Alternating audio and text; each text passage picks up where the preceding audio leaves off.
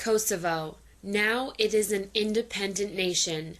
Canada is among more than 30 countries that recognize its independence, but it wasn't always this way. It used to be a war-torn province of Serbia. Samira Ismaili remembers it well. She lived in the city of Pristina for the first 20 years of her life, but when the war broke out in 1999, she was forced out of the place she called home. She left with her sister, 2 brothers, her parents, and her 84-year-old grandmother. We stayed there in our home for 2 days, and we had to go in the basement because the top floor almost, it was shot from snipers and all kinds of places.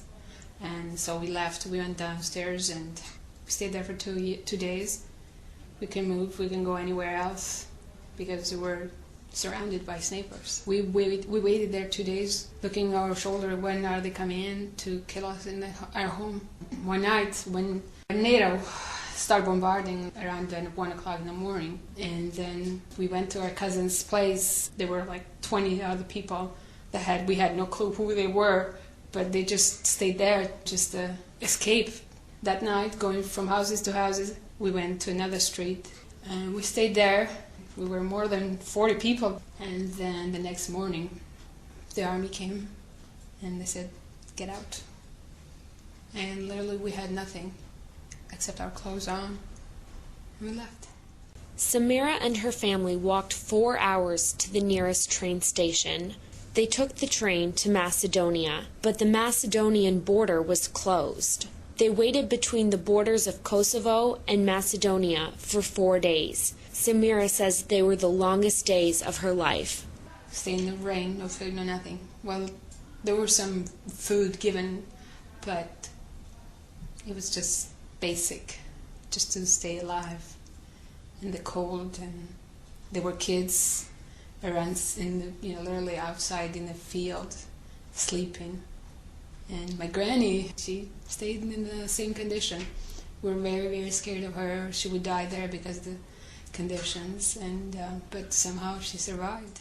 The conflict in Kosovo followed the Bosnian War. Serbia took over Kosovo, and they took away all rights from Kosovo's people. Conflict between Serbian armies and the Kosovo Liberation Army lasted 3 years before NATO got involved. In 1999, NATO started fighting in Kosovo. Hundreds of thousands of people fled. Some stayed in Europe, others went to the US, and some came to Canada. But only months later, the war was over. Most who had fled were back in Kosovo almost immediately. But Samira and her family didn't go back. We knew that the conditions were horrible back home after the war.